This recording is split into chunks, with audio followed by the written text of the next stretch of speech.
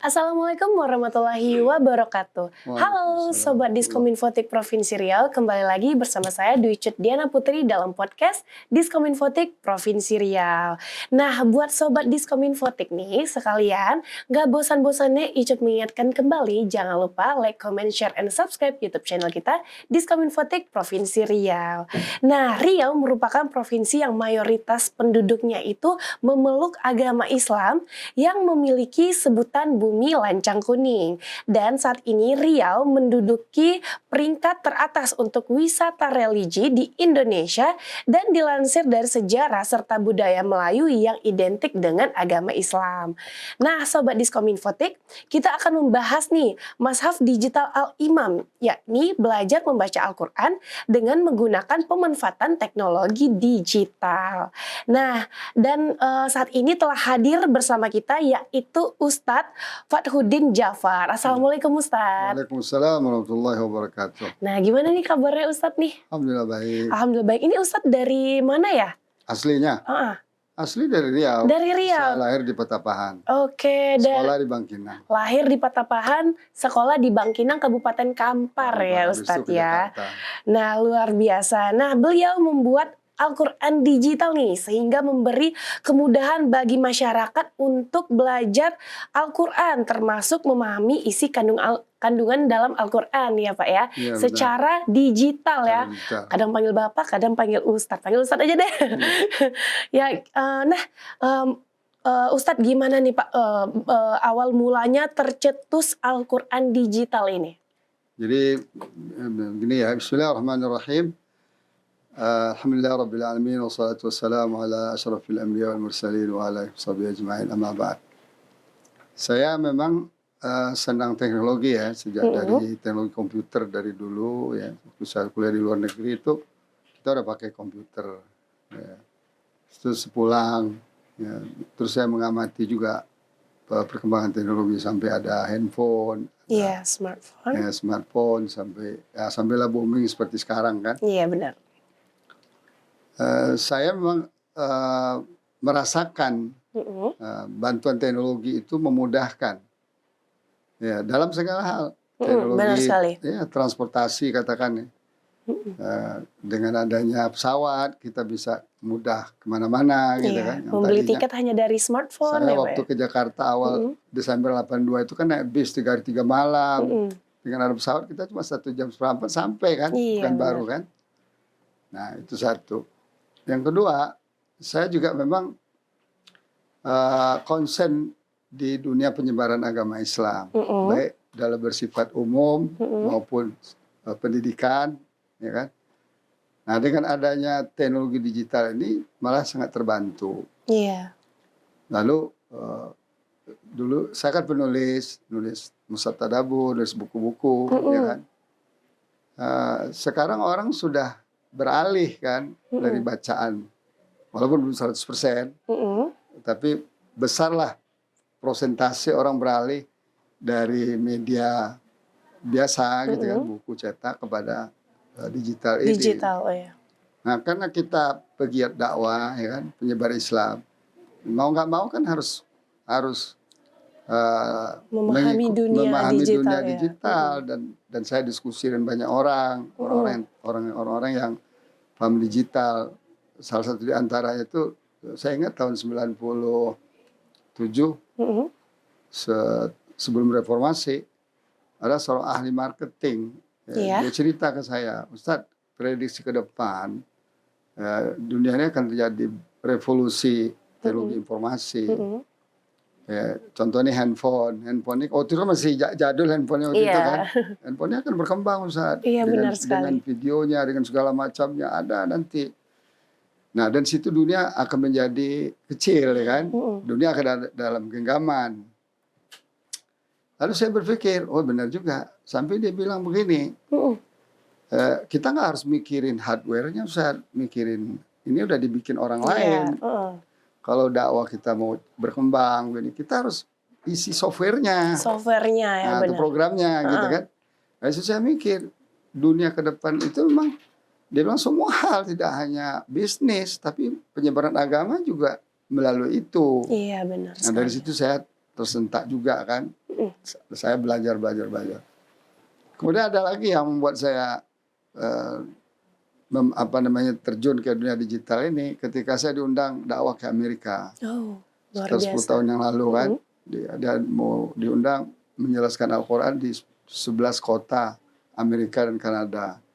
Masing-masing itu udah ditunggu oleh sekitar 1.000 jamaah kan. Tapi saya nggak dapat visa.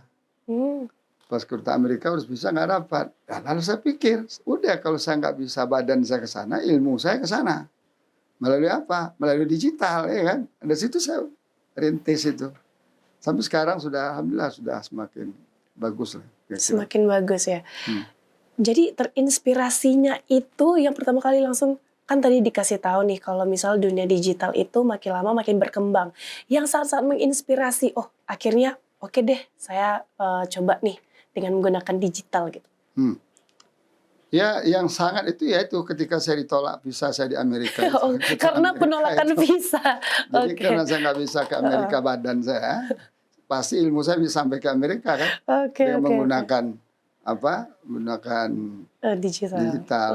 Karena saat itu memang Amerika sangat crowded gara kasus WTC ya. Jadi main ini aja semua orang yang nama-namanya Islam itu nggak boleh gitu kan.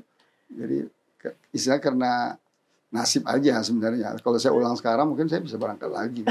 Nasib tapi aja sekarang ilmu saya udah sampai ke sana. Oh iya. Tidak terlalu sudah terciptakan itu semuanya ya Ustadz ya. Ya Ustadz, untuk pengembangan Al-Quran digitalnya sendiri nih, udah sampai mana sih Pak? Ya alhamdulillah sekarang sudah mulai komplit ya. Secara basic tuh ilmu-ilmu dasar seperti bagaimana belajar baca Quran. Kita sudah buatkan digitalnya. Bagaimana memahami arti per kata, arti per ayat. Kemudian tadabur ayat, per halaman kan. Jadi orang dengan tadabur itu cepat switch on dengan Al-Quran itu, cepat nyambung. Kalau baca tafsir kan panjang gitu kan. Baca arti saja kadang-kadang nggak cukup, orang nggak paham gitu kan. Maka saya buatin tadabur per halaman. Kemudian bagaimana cara mendengar, mengoreksi bacaan, atau mengikuti bacaan, mengulang-ulang bacaan. Kemudian ada lagi saya buat 30 episode video tentang mengenal keagungan Al-Quran melalui nama-nama Al-Quran ya kan. Quran itu kan kitab. Kenapa dinamakan kitab? Quran itu kan hidayah. Hudan. Apa maksudnya hudan itu? Quran itu kan rahmatan. Quran itu kan syifa. Quran itu kan mau'izah. Itu ada sekitar 30 nama lebih dalam Al-Quran itu saya urai satu persatu. Wah, luar biasa sekali. Jadi insya Allah itulah Al-Quran. Sehingga diharapkan kita, umat kita semakin tertarik kepada Al-Quran sebagai sebuah solusi dari kehidupan. Amin, amin ya rabbal alamin. Nah Ustadz, untuk targetnya sendiri nih Al-Quran digital ini, apakah ada target-target yang memang harus dicapai nih untuk dalam pembuatan? Ada. Jadi gini, saya bagi Quran digital itu Quran dan materi-materi pendukungnya saya bagi dua segmen. Dua segmen. Ada segmen pendidikan formal. Itu tentu setting materinya beda ya kan. Nah, lebih dalam, lebih rinci, lebih ini katakanlah fikih sholat gitu kan. Nah, katakanlah nanti zakat segala macam. Ada yang untuk umum. Untuk umum artinya kayak semua orang bisa. Semua orang bisa. Semua orang bisa. Nah, yang basic belajar baca Quran, arti perkata, per ayat, tadabur Quran itu kan basic sekali. Nah itu. Nah tinggal nanti kita akan kembangkan terus fitur-fiturnya itu berdasarkan kebutuhan masyarakat, atau berdasarkan konsep dakwah dan pendidikan yang kita rancang. Oh, karena ini kita butuh katakanlah digital tentang belajar sholat, ya kita buat. Karena alhamdulillah tim saya teknologi pembuatan sudah nggak ada masalah kan. Tinggal yang kita antisipasi itu satu.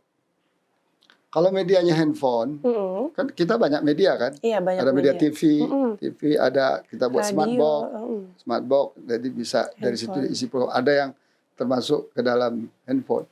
Handphone itu ada kelebihan, ada kelemahan. Kelebihannya apa? Dia tidak mengenal tempat, waktu. Nah, itu ya kan? Menarik kan? Itu yang artinya, netizen pertanyakan ya Ustadz ya. Orang kampung bisa, orang kota bisa. Kalau kita buat pengajian Quran, face to face ya, berhadapan atau classroom. Ya orang kan hanya terbatas bisa hadir kan. Orang sono nggak bisa atau waktu nggak cocok. Iya Makanya benar. kan kita masukkan ke handphone ini, versi handphone ini kita namain versi mobile next generation. Ya, untuk generasi masa depan. Generasi masa depan. Tapi bukan berarti umur, tapi kualitas. Orang bisa aja umur 60 baru tertarik Al-Quran, berarti dia generasi masa depan. Ya kan? Nah itu kelebihannya di situ. Kemudian kelemahannya, dia tidak bisa banyak fiturnya. Harus kita nanti pecah-pecah. Karena kalau banyak nanti menghabiskan data. Ya kan? Terus sebagian seperti video, kita nggak masukkan ke dalam handphone, tapi connectingnya kayak YouTube. Nah, sehingga dia ringan kan, dia hanya butuh kuota aja kan. Kuota dan linknya aja langsung ke YouTube. Dan dia terlalu banyak pakai kuota. Kalau sebab di input, pakai data kan. Nah, itu kita siasati seperti Makin itu. berat datanya. Ya, nanti akan berkembang terus sampai target saya ini menjadi sebuah perpustakaan. Luar biasa. Tentang Al-Quran. Ini idenya cemerlang banget ya. Alhamdulillah. Cemerlang banget nih Ustadz. Nah, terus pertanyaan-pertanyaan netizen ya Ustadz. Mungkin ada beberapa sebagai orang awam ya, timbullah beberapa pertanyaan. Nah, apakah harus dalam keadaan suci seseorang saat memegang Al-Quran digital atau dalam smartphone ini? Mungkin banyak perspektif antara Muhammadiyah, MUI dan segala macam itu menjadi pertanyaan yang timbul ya. Jadi ini masukan juga ya. Nanti akan saya buat nanti materinya adab baca Quran. Quran itu apakah dia dicetak maupun digital sama. Nggak ada beda hukumnya, sama.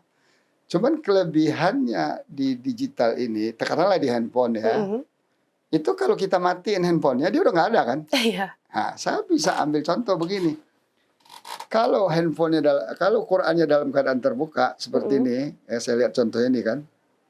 Nah ini kan terbuka nih, Quran. Ini tidak boleh kita bawa ke toilet, tempat-tempat yang kotor. Kalau kita mau masuk ke toilet, matikan programnya. Matikan programnya. Sudah nggak ada kan? Contohnya apa? Di kepala saya kan banyak Quran nih. Iya benar.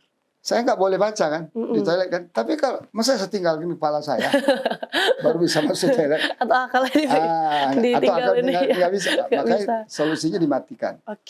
Minimal program Qurannya jangan dibuka.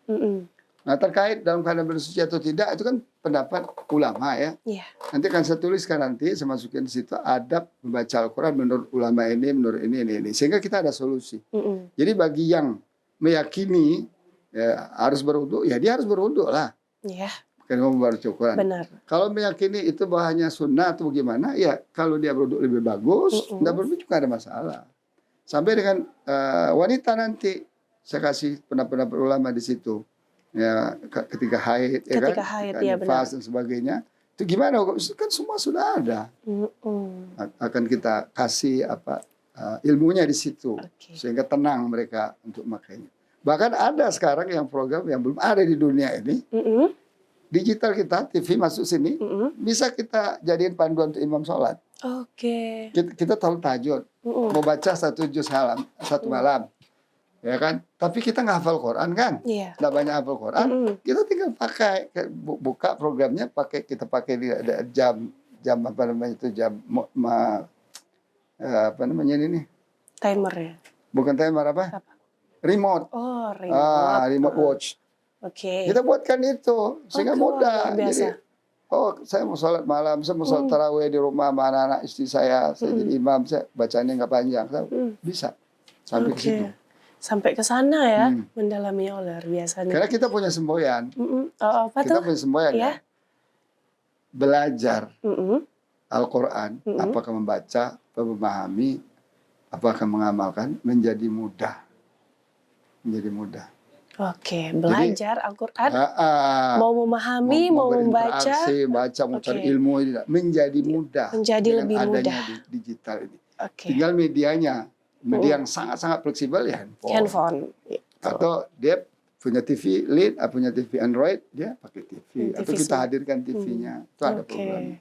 Itu ada programnya. Nah untuk teman-teman Sobat Diskominfo yang ingin download program atau ingin aplikasinya gimana nih Ustadz? Silakan buka di sekarang baru versi Android ya, di Play Store berarti. Versi Play Store, Versi Apple atau iOS-nya sedang disiapkan sama versi laptop.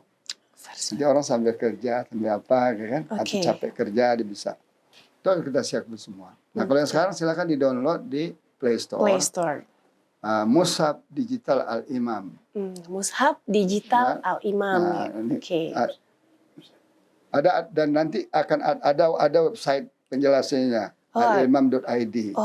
Ternyata ada website juga nih Sobat Diskominfo. Jadi al-imam.id, di situ buka itu langsung kelihatan penjelasannya detail ada di situ.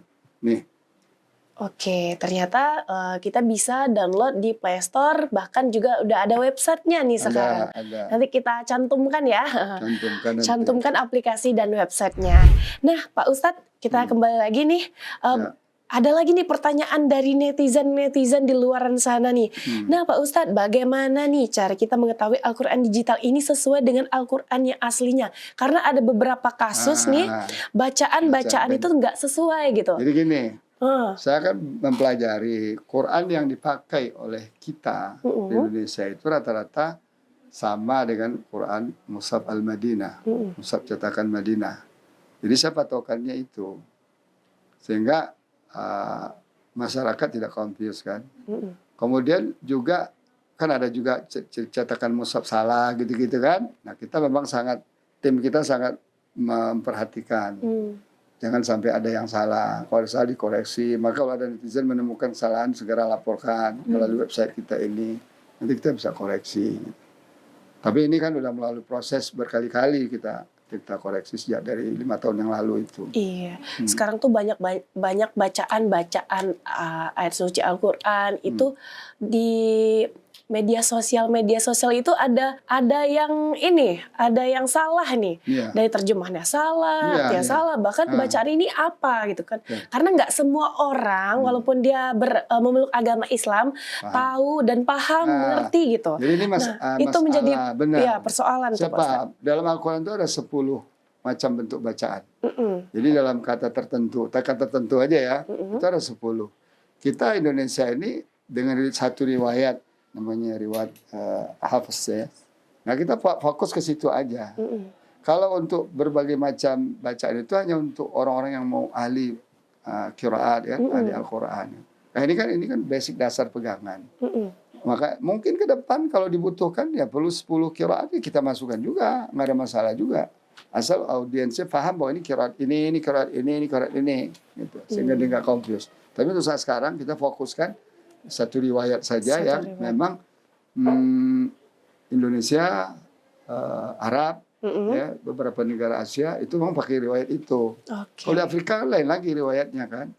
Ada sedikit perbedaan dan itu semua mutawatir di Rasulullah SAW dan para ulama kita sudah verifikasi ditemukan 10 bentuk bacaan itu yang berkembang dari sejak zaman Nabi SAW. Ya, dan itu yang dicatat oleh para sahabat. Radhiyallahu anhum ajma'in.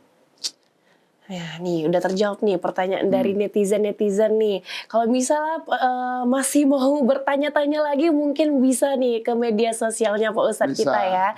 Bisa. Nah, Bapak Gubernur Riau nih Pak, lagi gencar-gencarnya nih memberi perhatian besar dengan dunia pendidikan agama Islam ya.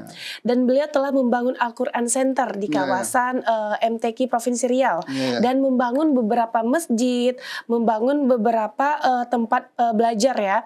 Kayak MDA gitu, dan beliau juga memberi perhatian besar tentang agama, soal budaya, sosial dan lain-lainnya, dan baru ini memberi beasiswa kepada penghafal Al-Quran kita di Provinsi Riau. Nah, gimana nih tanggapan Pak Ustadz sendiri? Alhamdulillah, jadi saya sangat senang dengan berita itu. Dan alhamdulillah tadi malam jumpa sama beliau, kita berbincang-bincang soal pengembangan Al-Quran di Riau ini. Ya, semoga ini kita ada kesepakatan ke depan untuk mengimplementasikan sistem digital ini dalam semua bentuk pengembangan pendidikan Al-Quran. Apakah itu yang rumah Quran, apa itu pesantren Al-Quran, apa itu pengajian-pengajian Al-Quran. Nanti tim kita siap mensupport, ya kan, apa-apa yang dibutuhkan. Sehingga terjadi percepatan tadi itu, belajar Al-Quran jadi mudah, ya kan. Itu yang target kita tuh di situ. Oh, saya nggak ada waktu untuk ikut majelis ya. Downloadlah di handphone, belajar sendiri atau Anda miliki versi videonya, versi TV-nya. Oh, saya punya TV di rumah, iya miliki versi kita namakan tiga variasi itu. Yang lengkap itu komplit itu namanya Al-Imam Pro ya, profesional. Yang kedua Al-Imam Light. Yang kedua Al-Imam Mobile Phonics Generation itu. Tiga ini kan bisa sangat membantu kan, sesuai. Oh karena saya sering berpergian, ya kan? Ya handphone lah yang paling nggak gampang dibawa kan, gitu. Jadi insya Allah semoga cita-cita Pak Gubernur itu terwujud dan bisa lebih cepat sosialisasi dan implementasinya melalui digital. Amin amin ya robbal alamin. Kita doain ya bersama-sama ya Pak. Tadi saya bilang malah teman-teman, semoga ini Riau pertama kali provinsi yang menerapkan digitalisasi Al-Quran. Amin. Kita doakan sehingga bisa dicontoh oleh wilayah-wilayah yang lain insya Allah. Provinsi-provinsi lain. Sebab kalau udah terdigitalisasi itu tidak akan ada lagi batas. Oh karena saya jauh, nggak ada lagi. Punya handphone nggak? Punya. Suka buka media sosial? Iya. Suka. Tidak. Dari media sosial kan banyak juga nih pembelajaran tentang Islam juga, Al-Quran juga. Cuman ini lebih spesifiknya lagi ya Pak ya. Lebih membantu lagi karena kan itu potongan-potongan doang. Ya kalau ini tidak potong-potongan, sebuah ilmu yang komplit. Ini komplit. Katakanlah gitu. ilmu belajar baca Quran dari A sampai Z. Tadabbur dari Al-Fatihah sampai An-Nas. Iya benar. Arti begitu juga dan lain-lain sebagainya. Jadi memang ini kita jadikan digitalnya sebagai media pendidikan, baik formal maupun informal. Gitu. Oke, luar biasa sekali ini Pak Ustadz. Nah Pak Ustadz, kita generasi muda, khususnya saya nih, kan termasuk generasi muda ya. Ini kan agak bisa dikatakan kita ini lagi berada di akhir zaman katanya gitu. Nah itu kan agak susah nih generasi muda kita nih, gimana nih Pak Ustadz nih? Kasih clue untuk kita semua nih. Itu juga salah satu membuat saya masuk ke dunia digital ini. Karena dunia akhir zaman asal jangan akhir hayat aja ya. Iya benar sekali. Ya kan dunia sekarang itu kan dunia digital. Apa-apa digital. Jual makanan di kampung saya tuh, di kampung itu udah pakai masak pesan pakai digital gitu kan, walaupun sesimpel begitu medsos semuanya kan, tapi kan itu kan bagian dari digital kan. Nah sebenarnya kalau dengan pendekatan digital itu saya yakin akan disenangi oleh generasi sekarang kan generasi milenial bahkan sudah generasi Z kata orang sekarang. Tahap apalah namanya itu terserah lah kan. Yang penting kita, jadi gini saya gambarkan gini ya, internet dan digital itu ibarat gelombang angin yang datang dari mana-mana ke mana-mana. Benar. Kita nggak bisa tahan. Bisa kita buat tembok sampai ke langit sana, agar angin nggak sampai. Nggak bisa kan? Iya benar sekali. Tinggal bagaimana cara kita memanfaatkannya. Istilah yang lebih simpel. Ada nih kereta cepat, ya kan? Kereta Surabaya Jakarta atau Pekanbaru Padang. Ya kita numpang satu gerbong aja di situ kan. Nggak perlu kita bangun kereta baru kan, kosnya berapa, waktunya berapa kan. Kita numpang, artinya apa? Silakan generasi sekarang, generasi digital sekarang menikmati digitalisasinya, tapi kita numpang software di situ. Kita numpang program di situ kan. Sehingga apa? Mereka juga ikut dengan sambil di kereta, di kendaraan, di mana-mana menikmati apa yang kita sajikan itu. Nah, tapi ini kan perlu promosi juga, ya kan? Jangan-jangan mereka memang nggak tahu info, ya kan? Nah, media-media seperti ini, podcast seperti ini kan sangat membantu nih. Iya benar. Ya kan? Atau nanti kita tolong ustaz, tolong dong, sudah ada sekarang kamu belajar Quran gini-gini, nggak harus beli Quran lagi ke Gramedia kemana-mana, gitu kan? Toko hujanan, basah, lupa ini. Kalau ini kan ada kan. Nah, yang menariknya apa? Kita kan namanya developer ya, developer digital ya. Jadi nanti kita itu akan mengembangkan terus fitur-fitur itu. Jadi dia download sekali, dia bayar sekali, kalau katakanlah dia bayar sekali, itu untuk seumur hidup. Dan dia akan mendapatkan nanti update fitur-fiturnya. Karena gampang kan, setiap kali kita taruh di Play Store, kita kasih tahu kan, ada fitur baru, silakan download gratis. Nih untuk generasi muda ya, nggak ada alasan lagi nggak ada alasan lagi untuk belajar ya Pak ya. Katakanlah ada nanti ratusan ribu jutaan generasi muda, saya mau tahu sholat yang benar kayak apa, kita buat. Sederhana kan. Saya mau tahu berhaji yang benar kayak apa, kita buat. Saya mau tahu bayar zakat yang benar seperti apa. waris yang benar seperti apa. Itu mah tinggal diproses dari tradisional kepada digital. Asalkan mau belajar. Asal kamu belajar. Iya, Nah, tentu kita nanti akan, kalau sekarang kan materi-materi basic ya, cabang-cabang itu nanti akan kita lihat marketnya, ya kan, kesesuaian marketnya kan. Kalau semakin banyak nanti mereka membutuhkan, ya otomatis kita akan hadirkan itu. Karena ibarat bumi sama langit nih, ini sudah Big Bang-nya, ini udah tercipta nih, tinggal nanti bulan, bintang, itu kan lebih simpel kan penciptaannya. Oke, luar biasa nih Pak Ustadz ya. Ada pesan nggak Pak untuk kaum milenial kita ini? Ada. Ada, tentunya ada ya. Ada. Kenapa saya hadirkan digitalisasi Al-Quran untuk mereka? Ya kan? Karena diantaranya ya. Kenapa? Karena seperti tadi yang saya bilang, kalau kita biarkan mereka hanyut, ya kan? Kalau kita hadirkan metode-metode lama, mereka nggak tertarik. Ya, benar. Solusinya sekali. Hadirkan metode yang sesuai dengan dunia mereka. Metode zaman kini. Zaman kini. Kalau nanti ada alasan, sehingga tidak ada lagi alasan. Nah, tinggal nanti sejauh mana istilahnya sosialisasi kita, ya kan, ke mereka, ya kan, sehingga sosialisasi kita mereka, sehingga oh iya ada ya ternyata sekarang ya bukan ilmu sains saja yang pakai digital sekarang kan, Al-Quran juga sudah ada digital, baca Al-Quran, memahami Al-Quran juga sudah ada digital kan, jadi nggak asing di telinga mereka dan tidak asing di mata mereka dan tidak asing di perasaan mereka. Iya benar. Ini digital ini handphone segala macam ini benar-benar sihir zaman sekarang. Iya benar sekali. Apa-apa aja baru habis sholat, assalamualaikum warahmatullahi langsung lihat handphone, ya kan? Ambil ya. Bahkan orang sedang khutbah dia masih lihat juga kan? Iya. Itu artinya sangat mempengaruhi lifestyle kehidupan masyarakat. Sehingga ada riset belanja kota itu lebih banyak dari belanja makan sekarang. Orang jual warung pulsa lebih banyak daripada warung nasi. Iya, kan? benar.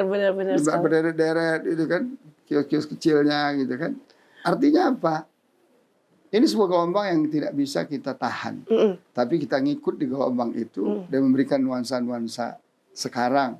Sehingga secara tidak sadari, bahkan ya yang download belajar baca Quran saya itu kalau lihat lebih 50.000 orang lebih kan. Wow. Dan saya tidak pernah promosi. Belum pernah promosi sekalipun di media sosial, di internet. Belum pernah. Artinya apa? Saja secara nggak sengaja mereka lihat kan. Nah apalagi nanti dengan promosi. Ada satu Pemda yang mempromosikan kayak Provinsi Riau kan, sudah ada Quran digital, beberapa versi TV, versi smartbox, versi handphone, versi pendidikan. Siapa yang mau pakai di dunia pendidikannya aplikasi ini bisa, itu kan lebih canggih kan. Di majelis taklimnya atau di rumahnya, ngaji sama anak-anak nggak susah, anak menarik kan kalau pakai TV belajar kan. Nanti, apalagi kalau ada kartun-kartunnya, tambah lagi video-video kayak gitu ya. Bagian salah satu program kita. Saya sudah rancang ini sebagai berita gembira nih. Media itu ada media cetak, ya, ada media aplikasi digital, ada animasi. Ya kan? Saya sudah siapkan media animasi sebanyak 1.258 episode. 1.258 episode. Belajar Al-Quran 50 episode, belajar membaca. Jadi anak-anak kalau ngikutin kartun Al-Quran saya nanti, kalau sudah jadi nih, itu 50 kali aja, mungkin nggak sampai 50 kali, dia bisa baca Quran sendiri. Udah bisa baca Quran, iya benar. Belajar memahami Quran, itu 604 episode. Jadi kalau dia satu episode sekali, butuh 604 hari kan, kurang dari 2 tahun kan. Jadi mau seseorang, mau satu keluarga, mau satu lembaga, satu majelis taklim, satu jamaah di masjid, dia rutin aja ikutin satu episode. Nah, ini khususnya untuk anak-anak ya. Itu selesai kan. Kemudian ada lagi 4 episode lagi untuk menghafal Al-Quran. Menghafal. Sekarang kan seakan-akan menghafal Al-Quran itu sesuatu yang mustahil gitu ya. Berat banget gitu Pak. Saya menerobos itu dengan menggunakan media animasi atau kartun. Nanti kalau dia siap menghafal satu episode atau halaman, dia butuh 604 kali nonton. 604 kali nonton. Kalau dia sekali sehari, ya cuma 2 tahun Quran dia udah hafal Al-Quran. Tentu cara ini jauh lebih menarik dari anak-anak daripada kita giring dia ke satu tempat, ya kan? Nak belajar Al-Quran dengan usia ini, macam-macam alasan. Tapi nak, ini sekarang program Al-Quran, dah hadir di TV-mu, ya kan? Atau dah hadir di handphone bapak ibu ini kan, tinggal belajar. Ayo kita, di sini kuncinya nanti saya akan kasih panduan bahwa ibu bapak itu sebagai apa ya? Sebagai fasilitator. Makanya nanti akan saya setting sebuah keluarga Qurani, judulnya Anak Hubbul Quran, saya cinta Al-Quran, judulnya kan. Jadi ini keluarga punya anak 3. Anak yang kecil, yang tiga heboh, belum bisa ngapa-ngapain. Kemudian anak yang lebih gede dikit udah mulai nyimak-nyimak, dan objeknya anak yang paling gede. Anak yang paling gede ini udah harus belajar baca Quran gini kan. Nah, bapaknya nanti di video di animasi itu berfungsi sebagai instruktur. Ibunya sebagai fasilitator. Jadi kata ibunya gini, Nana, sekarang kita ada waktu ya, karena gini. Ayo dong gelar tikar. Kita sekarang mau meneruskan atau memulai hafalan atau belajar atau baca Quran kita ini kan. Anak ibunya gelar tikar, siapin air, ya kan.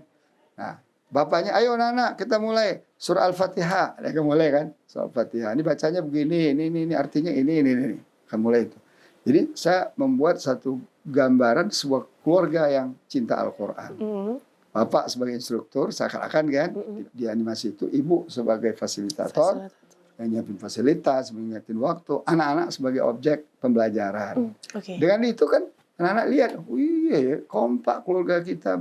Jadi enggak, anak kamu diantarin pergi baca Quran sama ibunya ke mobil atau ke motor, tiba ibu entah kemana, pergi ke pasar, bapaknya pergi ke kantor, nggak tahu. Kalau ini kan kelihatan di video itu kelihatan gambar, walaupun realisasi di rumahnya nggak seperti itu, tapi nanti akan tergambar. Oh inilah keluarga generasi atau keluarga yang Qurani yang diharapkan dari situ satu keluarga satu hafal Quran atau ini akan berkembang, akan Allah kembangin nanti. Semakin pengalaman saya semakin dekat sama Al-Quran, semakin Allah kasih ilmu-ilmu lain yang dalam pengembangan Al-Quran itu. Nah, itu dalam tahap persiapan. Biayanya besar sekali. Karena dia animasi ya, Pak Ustadz ya. Kemarin dan ego kita sama perusahaan animasi itu 1 menit itu dia minta 6 juta biayanya kan. Kita satu episode aja 20 menit. 20 menit kali 1258 episode kan, 1258 kali 20 menit ya kan, dikali 6 juta kan. Lumayan tuh. Tuh, 150 miliar. Waduh. 151 miliar. Beliau kan kaya, triliun duitnya. Tapi untuk menyampaikan Quran kepada seluruh rumah. Dan seluruh lembaga pendidikan kan. Nanti target saya itu TK-TK Quran itu sekarang dengan mempahamkan ini dia udah. Gurunya tinggal mengarahkan. Salah itu yang benar gini-gini. Gitu. Akhirnya mudah kan. Gurunya nggak harus teriak-teriak. Untuk ngumpulin murid aja. Sini anak-anak. Ini lari, ini lompat, ini gini-gini. Ini nangis, ini juga. Tapi kalau kita putarin kartun pasti nonton semua. Semua kan. Pasti duduk semua. Iya benar. Itu juga memudahkan. Bukan memudahkan dari sisi pencapaian ilmunya saja, tapi memudahkan dari mobilisasi. Dari segala sisi. Dari segala sisi lah. Maka Quran berkah lah pokoknya. Ya Al-Quran semua solusi. Semoga cepat ya Pak ya terrealisasi. Amin. Oke, siapin dulu dananya nih. Kita kontrak dengan perusahaan animasi, tapi saya 3 tahun selesai. Amin. Kita doakan semoga cepat selesai ya.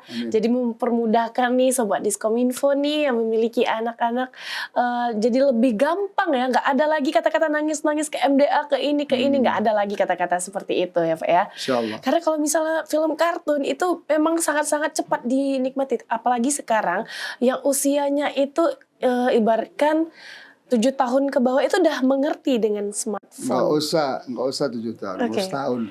Ya setahun aja udah ngerti. Cucu saya, ya umur setahun, dia pegang-pegang handphone, nangis-nangis. Dia udah bisa mencet-mencet. Ya benar. Padahal belum bisa ngomong. Bagaimana nggak kita akui bahwa generasi digital kan, Allah yang melahirkan seperti itu. Cuman kita harus kerja keras mewujudkan software-softwarenya dan program-programnya. Oke, luar biasa sekali ya obrolan kita pada sore hari ini. Karena waktu kita terbatas nih Pak Ustadz ya. Mungkin kita akhiri ya podcast kita kali ini dan Sobat Diskominfotik, kembali lagi ingatkan bahwa agama Islam itu tentunya dia tetap mengikuti perkembangan zaman ya Pak ya.